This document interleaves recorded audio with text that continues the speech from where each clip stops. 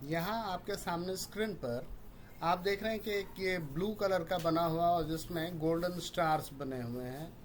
मुझे लगता है कि आप इसे पहचानते होंगे, और अगर नहीं तो मैं आपको बता देता हूँ। ये यूरोपियन यूनियन का फ्लैग है और उसमें ये जो 12 सितारे लगे हुए हैं गोल्डन कलर के, ये उन कंट्रीज़ को इंडिकेट कर रहे हैं जो यूरोपियन यूनियन का मेंबर हैं। यहाँ पर आप देख रहे हैं कि कुछ नोट्स हैं। नोट्स के पिक पे मैंने अभी एक ब्लैक टिक लगाया है, और ये यूरो डॉलर्स, यूरो करेंसीज हैं। मैं आपको आगे एक मैप दिखाऊंगा। तो आइए चैप्टर 4 स्टार्ट करते हैं, सत्ता के वैकल्पिक केंद्र।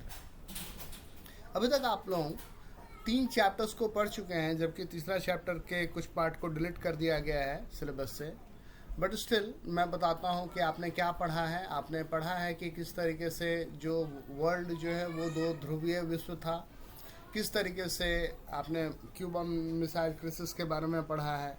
फिर आपने रशिया के डिसइंटीग्रेशन के बारे में पढ़ा कि रूस का किस प्रकार विघटन हो गया और रशिया टूट गया। और आपने साथ साथ ये भी पढ़ा कि किस तरीके से अमेरिका जो है वो सत्ता का एकमात्र केंद्र बन के आया। लेकिन आप ये जानते हैं कि किसी भी मैग्नेट को कितना भी छोटा से छोटा कर दिया जाए, स्टिल उसके 2 पोल होते हैं, उसके 2 ध्रुव बन जाते हैं, उत्तरी ध्रुव और दक्षिणी ध्रुव। उसी तरीके से जहाँ कहीं भी सत्ता या शक्ति केंद्रित होगी तो नेचुरली उसके अपोजिट में कुछ अल्टरनेटिव्स उसके उभर कर आएंगे। और ऐसे ही सत्ता के वैकल्पिक केंद्रों की तलाश पूरे विश्व को थी, और जिसके तहत 3 से 4 मुख्य आयाम उभर कर सामने आए। हम उनके बारे में बात करेंगे। तो स्टार्ट करते हैं चैप्टर 4 को।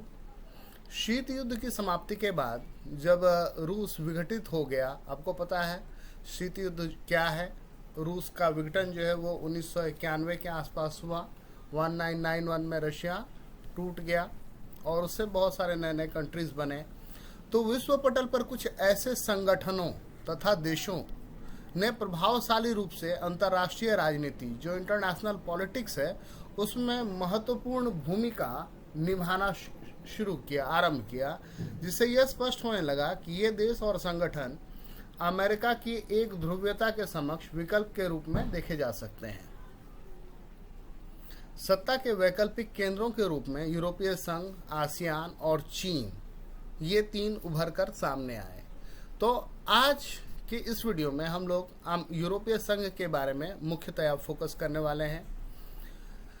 अगर देखा जाए तो अमेरिका ने यूरोप की अर्थव्यवस्था के पुनर्गठन के लिए बहुत मदद की थी, और इसे मार्शल योजना के नाम से जानते हैं। अमेरिका चाहता था कि पूरा यूरोप जो है वो नए तरीके से रिकंस्ट्रक्ट हो जाए, और उसके लिए इसने एक प्लान बनाया था जिसे मार्शल प्लान कहते हैं। 1948 में मार्शल योजना के तहत यूरोपीय आर्थिक सहयोग संगठन की स्थापना की गई। ईयर्स आपको याद रखने हैं। और यूरोपीय आर्थिक सहयोग संगठन, इसके लिए एक्रोनिम क्या बना हुआ है, EEC, यूरोपियन इकोनॉमिक काउंसिल। 1957 में 6 देशों ने, जिसमें कि फ्रांस, पश्चिम जर्मनी, इटली, बेल्जियम, नीदरलैंड और लग्जमबर्ग, इन सारे देशों ने रोम में एक संधि की। और रोम की संधि के तहत क्या हुआ, यूरोपीय आर्थिक समुदाय EEC और यूरोपीय एटॉमिक एनर्जी कमीशन का गठन हुआ। बेसिकली आप क्या देख रहे हैं कि कुछ फ्रेमवर्क बन रहा है, और फ्रेमवर्क जो है वो किस लेवल का है, इकोनॉमिक पॉलिसी लेवल का। इकोनॉमी के साथ साथ आप देख रहे हैं कि एटॉमिक एनर्जी पे काम कर रहा है, और धीरे धीरे यह जो है ये एक आर्थिक समुदाय से बहुत जल्दी ही उभर करके एक राजनीतिक संस्था के रूप में उत्पन्न हुआ। जून 1979 में यूरोपीय पार्लियामेंट के गठन के बाद यूरोपीय आर्थिक समुदाय ने राजनीतिक स्वरूप लेना आरंभ कर दिया। यूरोपियन पार्लियामेंट बना, और उसने इकोनॉमिक फोरम के साथ साथ वो अब पॉलिटिकल एस्पेक्ट्स में भी ध्यान देने लगा। फरवरी 1992 में मॉस्ट्रिट संधि हुई, और इस संधि के तहत यूरोपीय संघ का गठन हुआ। तो ये डेट और ये ईयर और ये संधि का नाम बहुत इंपॉर्टेंट हो गया, आपके एग्जामिनेशन पॉइंट ऑफ व्यू से पूछ सकता है कि क्या है। अब हम ये देखेंगे कि यूरोपीय संघ का गठन जो किया गया तो उसका क्या उद्देश्य था। तो पहला ऑब्जेक्टिव क्या है, एक समान विदेश व सुरक्षा नीति। दूसरा एस्पेक्ट क्या है? आंतरिक मामलों तथा न्याय से जुड़े मामलों पर सहयोग, एक समान मुद्रा का चलन, यूरो करेंसी का पिक आपने देख लिया, और वीज़ा मुक्त आवागमन। यूरोप की कंट्रीज़ को अगर आप देखेंगे तो बहुत पास पास में है कंट्रीज़, और उसके लिए आपको एक कंट्री से दूसरी जगह जाना है तो आप क्या कर सकते हैं कि कार से जा सकते हैं। आप कार में बैठे हैं, पासपोर्ट है, और आपको वीज़ा की ज़रूरत नहीं है। आप जाइए वहाँ पर, वो पासपोर्ट पर स्टैंप कर देंगे, आपको कंट्री में एंट्री लग जाएगी। यूरोपीय संघ की विशेषताओं के बारे में बात करेंगे हम लोग। यूरोपीय संघ ने आर्थिक सहयोग वाली संस्था से बदलकर राजनीतिक संस्था का रूप ले लिया है। इनिशियली इसका ऑब्जेक्टिव क्या था? इकोनॉमिक कॉपरेशन, लेकिन बाद में ये क्या हो गया? ये पॉलिटिकल फॉर्म ले लिया। यूरोपीय संघ एक विशाल राष्ट्र राज्य की तरह कार्य करने लगा है। और ये कैसे? इसका जो फंक्शनिंग है वो कैसा है? तो जैसे कोई भी गणराज्य होता है उस तरह।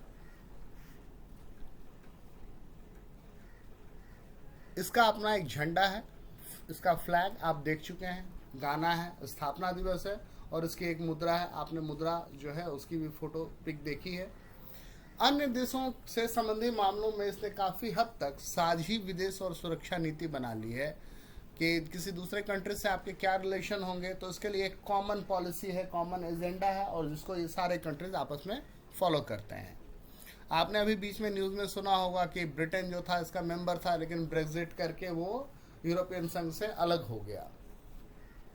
यूरोपीय संघ का झंडा जो है उसमें 12 सोने के सितारे घेरे में बने हुए हैं, जो वहाँ के लोगों की पूर्णता, समग्रता, एकता और मेल मिलाप को इंडिकेट करते हैं। अब हमें ये देखना होगा कि ये यूरोपियन यूनियन पावरफुल क्यों बना, कैसे बना पावरफुल।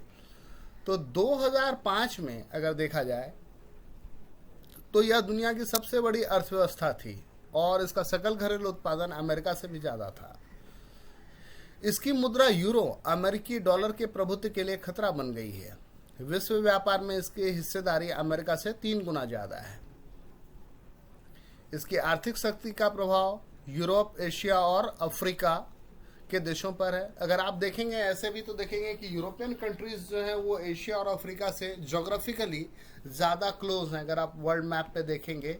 और अगर अमेरिका की हम बात करें तो अमेरिका नेचुरली जो है वो क्या है, अटलांटिक ओशन के उस तरफ है, तो बाकी इन कंटिनेंट और इन कंट्रीज से वो अलग थलग सा है थोड़ा सा जोग्राफिकली।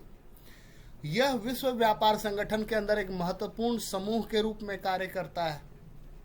जो यूरोपियन यूनियन है वो WTO के अंदर एक महत्वपूर्ण भूमिका को निभाता है।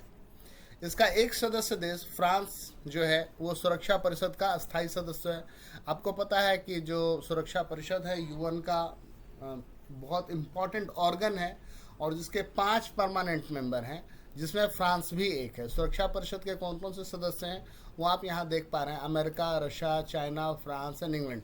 तो इंग्लैंड तो अब यूरोपियन यूनियन का मेंबर नहीं रहा, बट स्टिल फ्रांस जो है वो अभी भी यूरोपियन यूनियन का मेंबर है। यानी इनडायरेक्टली यूरोपियन यूनियन को UN के सिक्योरिटी काउंसिल में इनडायरेक्ट पहुंच है। अधिराष्ट्रीय संगठन के तौर पर यूरोपीय संघ आर्थिक, राजनीतिक और सामाजिक मामलों में दखल देने में सक्षम है। अगर देखा जाए तो स्टेट्स के फेडरेशन के रूप में ये UN के इकोनॉमिक, पॉलिटिकल और सोशल एस्पेक्ट्स में इंटरफेयर कर सकता है। तो इस तरीके से हमने ये देखा कि किस प्रकार से UN बना, कैसे ये इम्पोर्टेंट है, और किस तरीके से ये सत्ता के विकल्प के रूप में उभर कर सामने आ रहा है। हम अपने नेक्स्ट वीडियो में आसियान के बारे में बात करेंगे, और उसके बाद जो हमारा 3rd वीडियो होगा इस सीरीज़ में उसमें हम चाइना के बारे में बात करेंगे। Thank you.